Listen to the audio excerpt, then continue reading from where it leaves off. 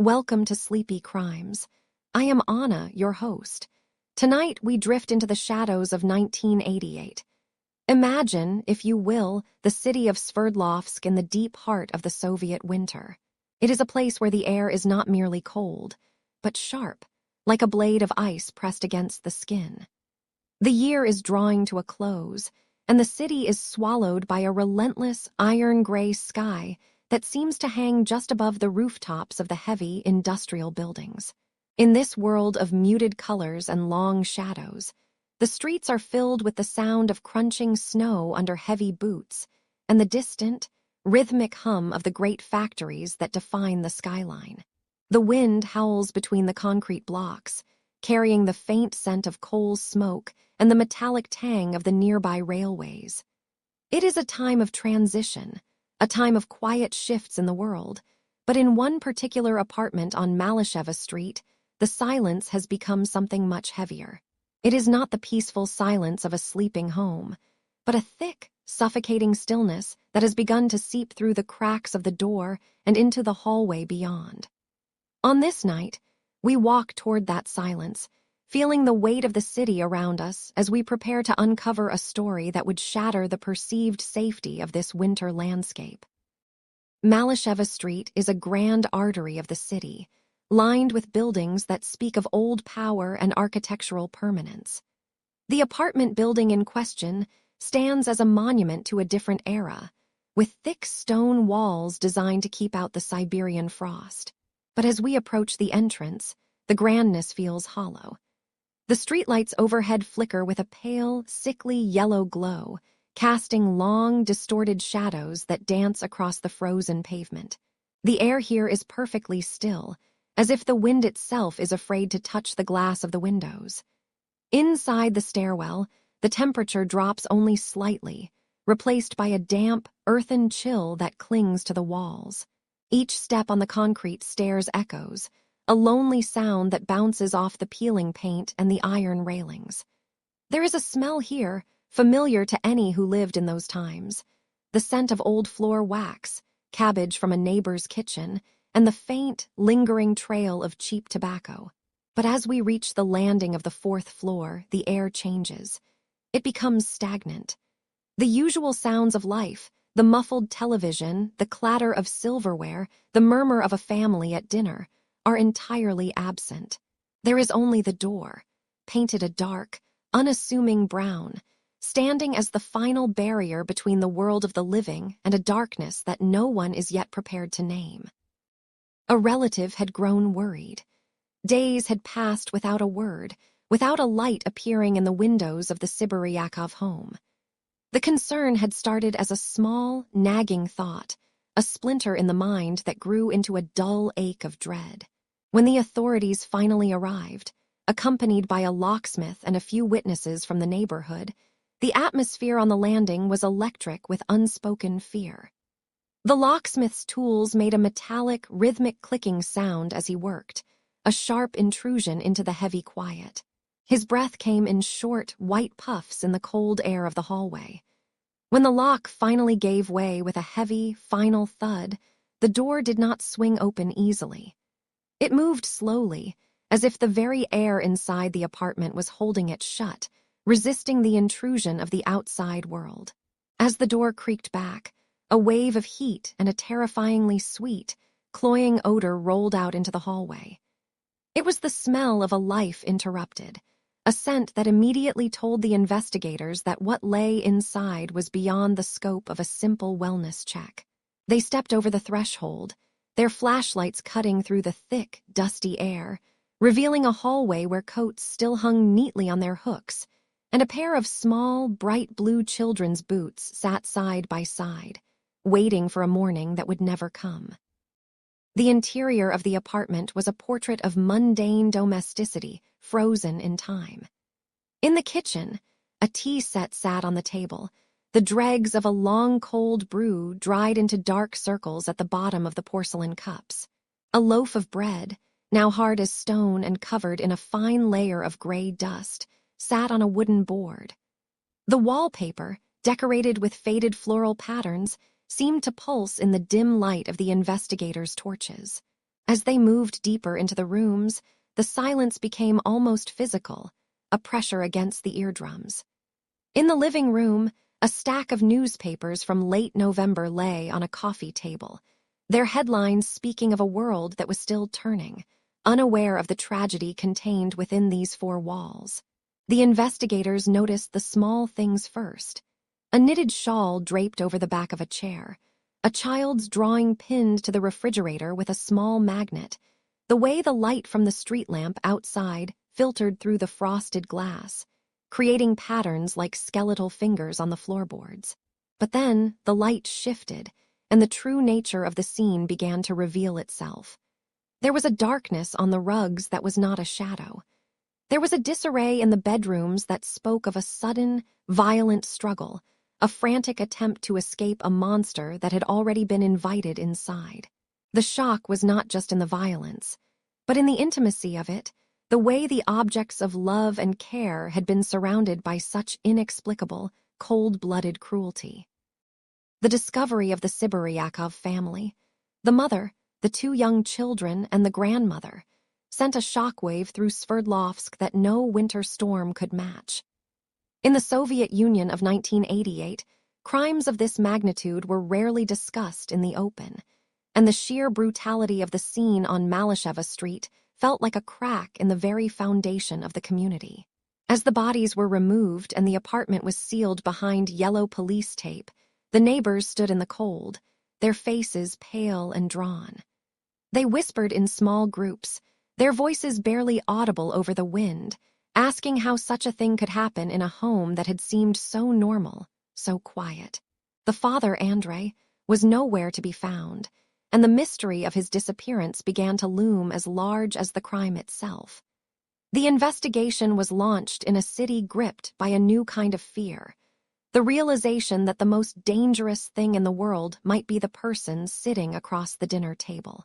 As the first night of the investigation fell, the apartment on Malasheva Street remained dark, a silent witness to a horror that was only just beginning to be understood. The gray walls held their secrets tight, while outside, the snow continued to fall, burying the city in a fresh, white layer of indifference, as if trying to wash away the blood that had been spilled in the heart of the winter. The air in Sverdlovsk during those years was often heavy, a thick blanket of industrial smoke and the metallic scent of iron that seemed to settle in the back of the throat. But for Andrei, the world inside the Sibiryakov apartment was one of polished surfaces and muffled sounds.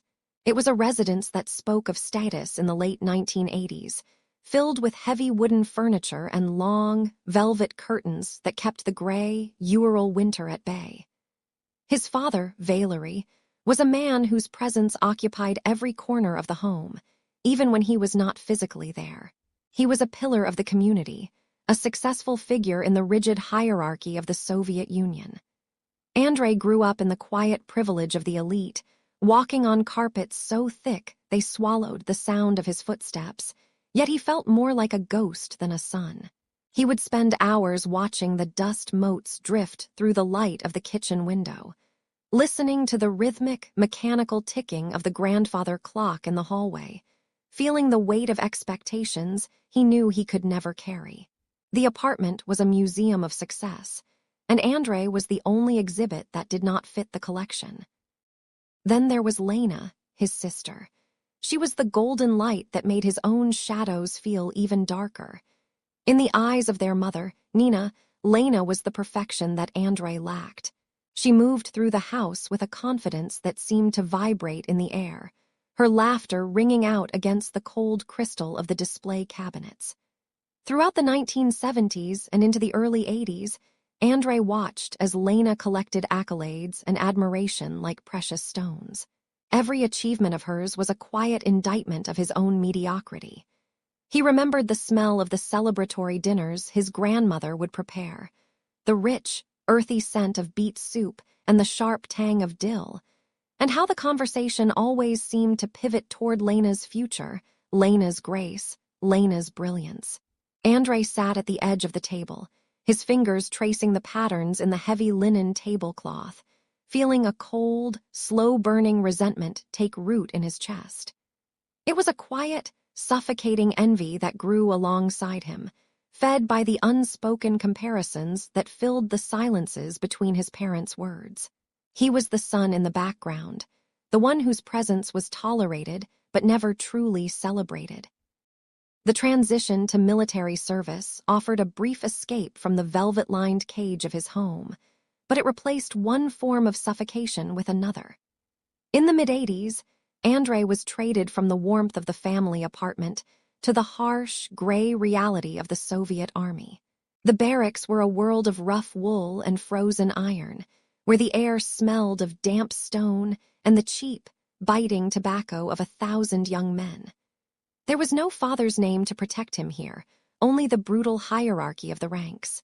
He spent long, numbing hours on watch, his boots crunching in the deep, crystalline snow of the Ural Mountains, the wind biting at his face like a physical hand. The military was intended to harden him, to turn the soft, privileged boy into a man of purpose, but instead, it only served to sharpen the edges of his bitterness.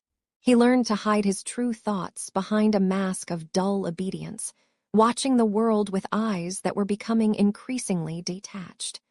The discipline of the army did not cure his resentment.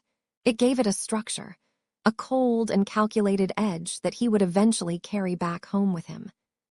Upon his return to Sverdlovsk, the city felt different, caught in the strange, flickering light of the late 1980s. The Soviet Union was beginning to show its cracks, yet the social structures within his own family remained as rigid as ever. Andrei found himself back in the same rooms, surrounded by the same heavy furniture, but the atmosphere had grown even more oppressive. He was now a young man of 20, supposed to be building a life of his own, yet he felt entirely hollow. He would walk through the city streets, the gray concrete buildings looming over him like giants, watching the other children of the elite, the golden youth, who seemed to navigate this changing world with an ease he could not fathom.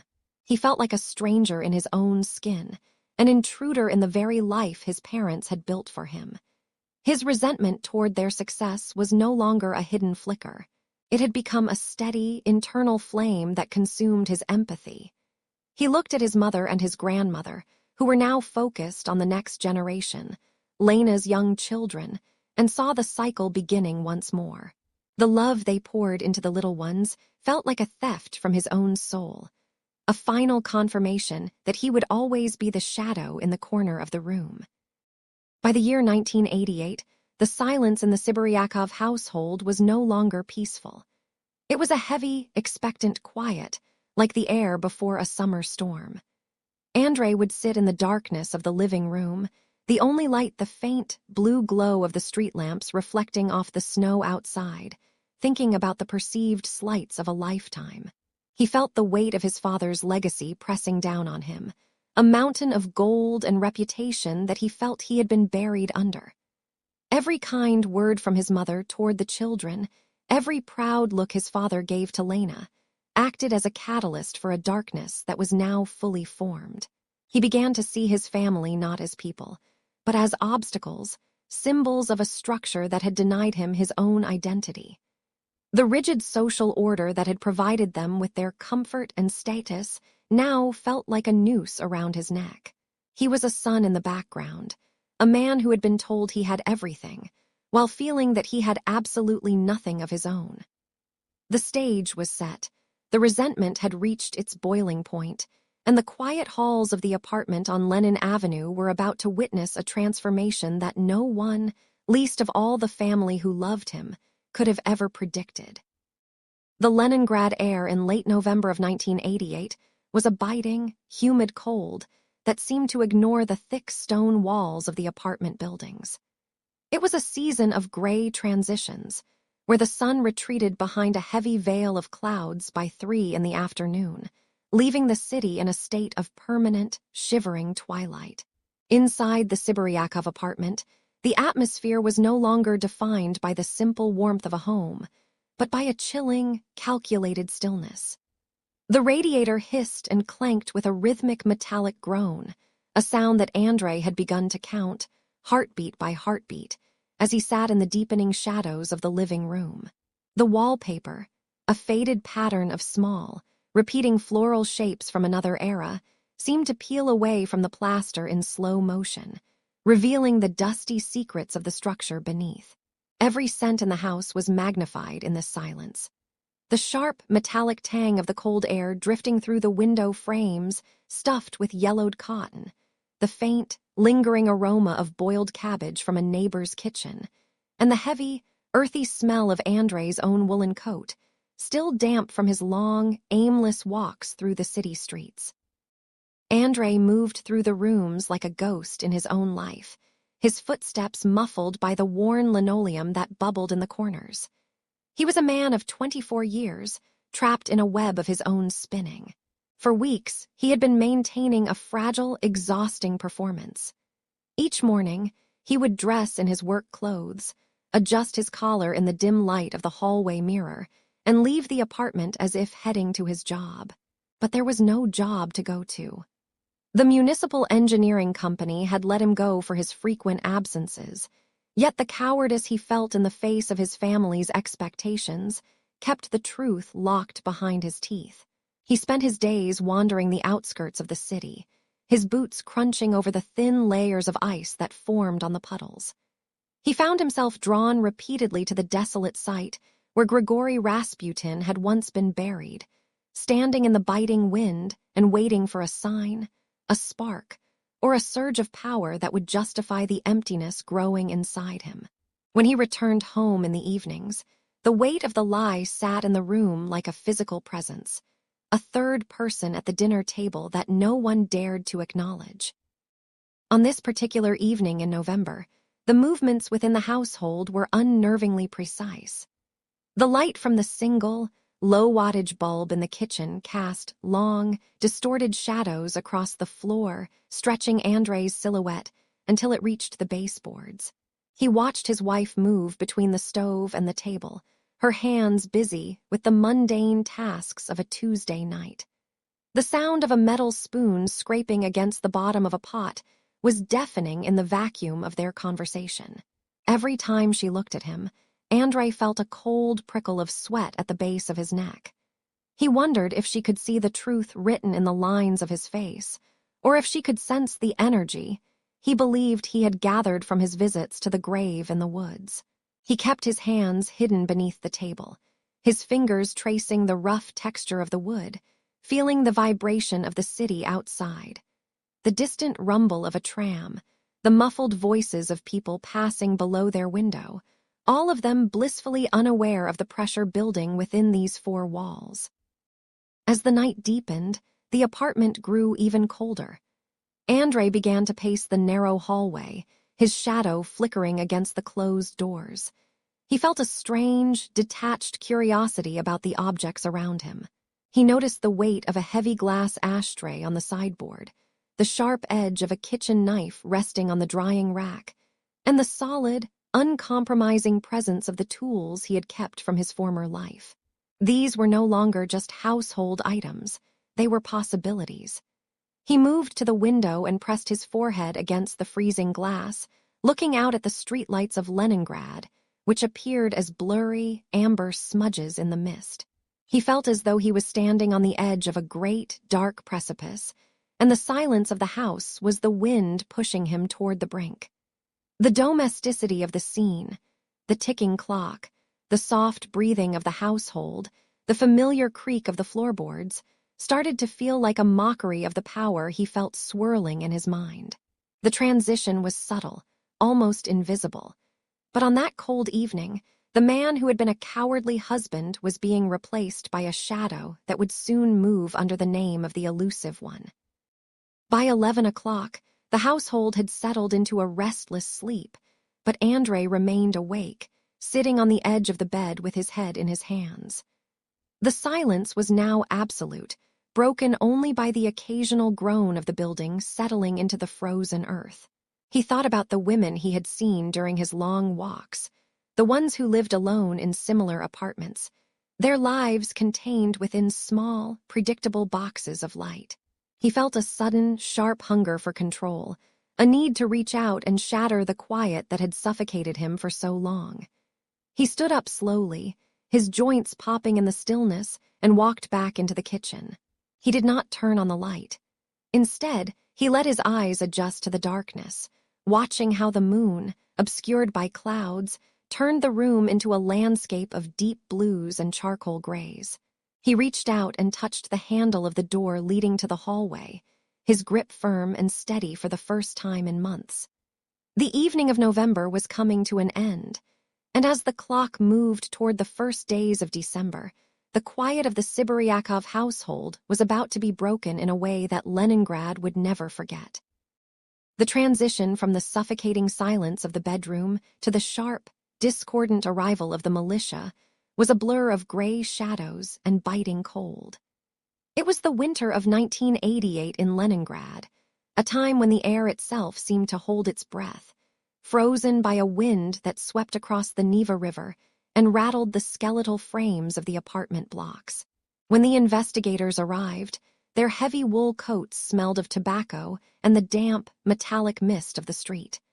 They did not enter with the haste of a modern rescue. Instead, they moved with a slow, bureaucratic deliberation, their boots thudding rhythmically against the worn stone of the stairwell. The flickering yellow light of the hallway cast long, trembling shadows against the peeling wallpaper, making the narrow corridor feel as though it were closing in. Inside the apartment, the heat of the radiators hissed and groaned, a stark contrast to the icy stillness of the scene that lay before them. The air was stagnant, heavy with the scent of old wood, floor wax, and something far more iron-rich and unsettling. The detectives stood in the entryway for a long moment, their eyes scanning the placement of discarded coats and the neatly lined shoes of a family that had, until a few hours ago, existed in a world of mundane routines and quiet expectations. One of the lead investigators, a man whose face was etched with the weariness of 1,000 midnight calls, immediately turned his attention to the windows. The theory of an external intruder was the primary focus during those first, frantic minutes. He moved toward the glass, his breath blooming in a thick white cloud against the pane. Outside, the courtyard was a sea of undisturbed white. The snowfall of 1988 had been relentless, coating the city in a thick, powdery blanket that served as a perfect, silent witness. To believe in an intruder, one had to find a path, a break in that pristine surface. The detective leaned out into the biting night air, his eyes searching the ground 3 stories below. There were no indentations, no heavy footfalls leading away from the building, and no signs of a ladder being dragged through the drifts. The snow beneath the window ledges remained smooth and curved, like a sculpture untouched by human hands. It was a mathematical impossibility for anyone to have entered or exited through those portals without leaving a jagged scar across the white expanse. He pulled his head back inside, the frost clinging to his eyelashes, and looked at his partner with a silent, growing concern. The traces they expected to find, the chaotic evidence of a desperate escape, were simply not there. The focus then shifted to the perimeter of the apartment itself, a space that felt increasingly like a sealed tomb. The detectives moved through the rooms with a ghostly grace, careful not to disturb the dust that had settled on the bookshelves or the lace doilies that adorned the television set. They were looking for the maniac that Andrei had whispered about, the phantom who had supposedly breached their sanctuary. They searched the closets where heavy winter coats hung like empty skins, and they peered beneath the low, wooden bed frames where the shadows were deepest. Every corner they illuminated with their narrow-beamed flashlights revealed the same truth. The apartment was a closed system.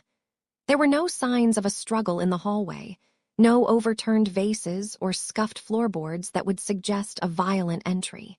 The stillness was oppressive, broken only by the distant, muffled sound of a neighbor's radio or the rhythmic dripping of a leaky faucet in the kitchen. As they moved, the detectives began to notice the small, technical details that didn't align with a sudden, forceful home invasion. A thin layer of soot on the windowsill remained undisturbed. A delicate porcelain figurine sat precariously on the edge of a table, unmoved by the supposed chaos of a killer's passage. The physical world was refusing to cooperate with the narrative of an outside threat. The investigation eventually converged on the front door, a heavy, dark timber structure with a series of complex Soviet-era locks. This was where the technical inconsistencies became impossible to ignore. The lead investigator knelt, his fingers tracing the cold metal of the primary deadbolt. In the Leningrad of 1988, security was often a matter of internal mechanics. He examined the keyhole, looking for scratches or the telltale marks of a pick, but the metal was smooth and unmarred. More troubling was the internal safety latch, a heavy iron chain and a sliding bolt that could only be engaged from the inside. When the militia had first arrived, the door had been locked tight. They had been forced to use their own tools to gain entry, and what they found was a door that had been secured by someone within the walls of the home. The sliding bolt was pushed firmly into its cradle, a physical barrier that a fleeing intruder could not have possibly reset from the landing outside. The detective stood up slowly, his knees popping in the quiet of the room. He looked at the door, then back at the bedroom where Andrei had been found. The lock was a silent confession. It told a story of a home that had been sealed shut from the inside, turning the apartment into a fortress where the danger was not lurking in the snowy courtyard, but was already seated comfortably by the hearth. The detectives began to discuss the mechanics of the latch in hushed tones, their voices barely rising above a whisper.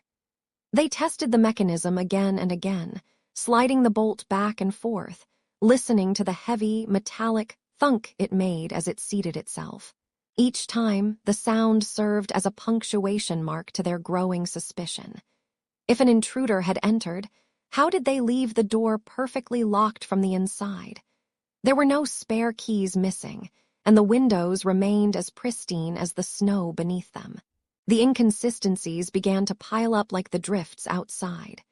They looked at the boy, Andrei, who stood in the center of the living room, his frame small against the heavy, dark furniture of his parents' home. The investigators saw the way his eyes tracked their movements, watchful and unnervingly calm for someone who had just witnessed the unthinkable. The air in the room seemed to thin, making it difficult for the men to breathe as they realized the implications of their findings. The search for a phantom was failing. The technical reality of the locks, combined with the untouched snow of the 1988 winter, was forcing them to turn their gaze toward the one person who had been inside that sealed box all along. The silence of the apartment was no longer the silence of a tragedy. It was the silence of a calculated design, a puzzle where every piece was starting to point toward the center of the room. The heavy steel door of the interrogation room groaned on its hinges, a sound that seemed to vibrate through the very marrow of the bones. Inside, the air was stagnant, heavy with the scent of damp concrete, and the sharp, chemical sting of cleaning fluid that failed to mask the deeper odor of fear. Andrei sat hunched over the wooden table, his shoulders pulled tight toward his ears like a wounded bird trying to make itself small. The detectives did not speak at first. They let the silence of 1989 Leningrad settle over the room, thick and suffocating. Outside the high, barred window, the winter sky was a bruised shade of violet, and the wind rattled the glass with a persistent, ghostly finger. Andrei's hands were tucked beneath his thighs, as if he were trying to hide the very instruments of his undoing. He looked nothing like the monster the city had come to fear. He looked like a man made of paper, thin and easily torn. Every time a distant radiator hissed or a footstep echoed in the hallway, his eyes darted toward the shadows in the corner, searching for a way out that simply did not exist. The lead investigator leaned forward, the movement slow and deliberate, the leather of his jacket creaking like a ship's hull in a storm. He placed a single photograph on the table, the image of a gold watch reflecting the dim light of the overhead bulb. It was the first crack in a wall that Andrei had spent weeks building with lies and desperation. Andrei began to speak then, his voice a dry, gravelly whisper that barely carried across the scarred surface of the table. He offered an alibi that was as thin as the frost on the window pane. He claimed he had been at work, performing his duties at the construction site, a man of industry and routine. But the detectives watched him with a cold, unwavering patience. They knew the truth that he had been hiding from even his own wife. They knew he had been fired months ago for absenteeism, for simply failing to show up to the life he was supposed to lead. He had spent his days walking the streets of Pushkin, drifting through the snow-dusted parks like a phantom, while his family believed he was earning a wage. This fragile alibi, built on the pretense of labor, began to disintegrate under the weight of a single document. The investigator pulled out the employment records, the ink dark and final against the yellowing paper. He pointed to the date in 1988 when Andrei had been cast out. The silence that followed was heavy, pressing down on Andrei's chest until his breathing became shallow and jagged. He tried to explain the discrepancy, his words tumbling over one another in a frantic, incoherent stream, but the foundation of his deception had already washed away. He spoke of long walks near the burial site of Rasputin, claiming he had found a strange, dark inspiration in the silence of the earth there. But to the men across from him, it sounded like the ramblings of a man who had lost his grip on reality and his soul simultaneously. While Andrei struggled to maintain his composure in the cold light of the precinct, another team of officers was dismantling his life in a small, cramped apartment in Pushkin. The space was filled with the mundane details of a quiet existence: the smell of cabbage soup, the soft texture of a knitted shawl draped over a chair, the ticking of a clock that seemed to count down the seconds of his freedom. But beneath the surface of this ordinary domesticity lay a hoard born of pure, unadulterated greed. An officer knelt by the floorboards near the radiator, noticing a slight unevenness in the wood. With a pry bar, he lifted the plank, and the dim light of the afternoon caught the glint of something yellow and bright. One by one, the treasures emerged from the darkness. Gold rings, their stones catching the light like tiny, trapped stars. Watches that had once ticked against the pulses of people who were no longer breathing. Jewelry that had been passed down through generations, now tarnished by the touch of a man who believed he deserved more than the world had given him. The weight of the gold felt heavy in the officer's palm, a physical manifestation of the lives Andrei had extinguished for the sake of a few rubles and a sense of stolen power. In the back of a closet, hidden behind a stack of worn construction clothes, they found a leather pouch.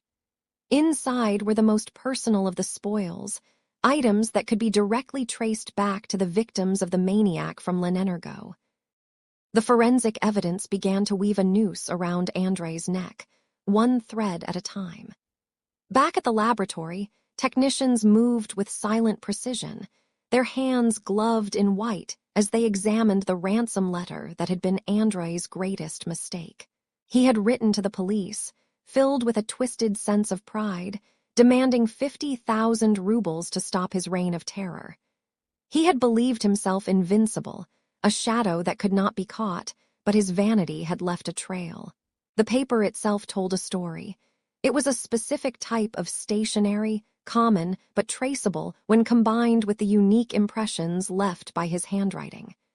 The ink was analyzed, its chemical composition matching a pen found on his bedside table. But the most damning evidence lay in the microscopic details. A single fiber from the construction helmet he had worn during his failed escape at the railway platform was found snagged on a victim's coat. A smudge of grease on a stolen locket matched the industrial lubricant used at his former place of work. The detectives returned to the interrogation room and laid these findings out before him like a deck of cards. Andrei stared at the evidence, his face draining of what little color remained. The arrogance that had fueled his letters evaporated, replaced by a hollow, haunting realization. The fragile alibi of a simple laborer had been replaced by the cold, hard facts of a predator caught in his own web of avarice. By the time the clock on the walls struck midnight, the room felt smaller, the walls closing in as the final pieces of the puzzle fell into place. The gold items recovered from the apartment were brought in, displayed on a velvet cloth that looked like a funeral shroud. Andrei looked at the jewelry, his eyes reflecting the glitter of the gold, and for a moment, a flicker of that same greed returned to his gaze. It was the only time he looked truly alive during the entire ordeal. He began to confess, the words pouring out of him not with remorse, but with a strange, clinical detachment. He described how he had watched his victims, how he had calculated their worth in his mind before moving in. The detectives listened, their pens scratching against paper, documenting the end of a nightmare that had gripped Leningrad for months. The forensic trail led from the blood-stained snow of the crime scenes straight to the quiet apartment in Pushkin, leaving no room for doubt. The man who had tried to ransom the safety of a city for 50,000 rubles was now nothing more than a prisoner of his own choices. As the interrogation concluded, the investigator stood up and walked to the window. The snow was falling again, a soft, white blanket covering the scars of the city. Andrei was led away, his footsteps heavy and dragging, leaving behind a room filled with the echoes of his crimes and the shimmering, silent evidence of his downfall. The courtroom in the winter of 1989 was a place where time seemed to have frozen solid, much like the ice clinging to the edges of the Neva River outside. Inside those heavy, gray walls, the air was thick with the scent of old floor wax, damp wool coats, and the faint, lingering sharp metallic tang of a radiator that had been working too hard for too many years. There were no bright lights here, only the dim, amber glow of overhead bulbs that cast long, weary shadows across the wooden benches. You can almost feel the hardness of those seats, the way the grain of the oak feels through layers of heavy winter clothing. The silence in the room was not a peaceful one. It was a heavy, suffocating weight, a silence born from the collective breath of a gallery waiting for a monster to be unmasked. In the center of it all sat Andrei Sibiryakov. He did not look like the terrifying figure the newspapers had described. He looked small, almost fragile, wrapped in a silence of his own making, his eyes downcast as if he were trying to disappear into the very floorboards. As the prosecutor began to speak, the words flowed like a slow, cold stream, detailing the deception that had defined 1988. We hear of the man who walked through the streets of Pushkin, pretending to be a simple worker for the municipal energy company. Imagine the sound of his boots on the packed snow, a rhythmic crunch that signaled not help, but a looming shadow. He had carried with him the tools of a trade he no longer possessed, wearing the blue uniform of a utility man like a second skin. It was a costume designed to exploit the most basic human need, the desire for safety and warmth in one's own home. The court listened, breathless, as the narrative of his double life was peeled back. This was a man so consumed by the fear of his own failures, so terrified to admit to his wife that he had lost his job, that he chose instead to build a cathedral of lies. Each brick was a stolen trinket, each pillar a life extinguished. The tragedy was not just in the crimes themselves, but in the hollow core of the man who committed them, a man who had destroyed the sanctity of the family unit from the inside out. The details of the evidence were laid out on a table covered in green felt, looking almost like forgotten toys. There were gold rings that had once caught the light on a grandmother's hand, and small, delicate watches that had ticked away the seconds of ordinary, peaceful afternoons. To look at these items was to see the ghosts of the 5 women whose lives were cut short in the waning months of 1988. The air in the courtroom grew colder as the names were read. Nadezhda, Alina, Tatiana. Each name was a soft bell tolling in the stillness. The prosecution described the moment his arrogance finally eclipsed his cowardice. When the television program 600 Seconds broadcast the news of his crimes, Sibiryakov did not flee into the night. Instead, he sat in the glow of the screen, filled with a dark, distorted pride. He had written a letter, his handwriting hurried and sharp on the paper, demanding 50,000 rubles to stop his reign of terror. It was this letter, born of a desperate need to be seen as powerful, that would ultimately become his undoing. There is a specific kind of tension that exists during a sting operation, a vibration in the air that you can feel in your very marrow. On that day at the railway platform, the wind whipped through the station, carrying the scent of diesel and iron. Sibiryakov arrived, dressed once more in his construction clothes, a helmet shielding his face. He believed he was the master of the game, a phantom in the changing landscape of a crumbling Soviet Union. But as he reached for the bag of money, the world shifted. The pursuit was a blur of movement against the gray backdrop of the tracks, a desperate scramble through the snow and into the darkness of a basement. When the heavy iron door finally closed behind him, the illusion of the elusive man vanished. In the courtroom, as this story reached its climax, Sibiryakov remained motionless. The harsh realities of the Soviet justice system were closing in, a system that had little room for mercy when the social contract had been so violently torn asunder. The judges, their faces like carved stone, looked down upon him not with anger, but with a profound, weary finality. The verdict was delivered with a resonance that seemed to shake the very dust from the rafters. In 1989, the sentence for such profound cruelty was the highest measure of punishment. Andrei Sibiryakov was led away, his footsteps echoing down the long, hollow corridor of the detention center. He would wait in the shadows for 2 years as the world outside began to transform, as the Soviet Union itself started to dissolve into the pages of history. But for Sibiryakov, time had reached its end. In August of 1991, as the heat of summer lay heavy over Leningrad, the final chapter was written in a quiet room far from the public eye.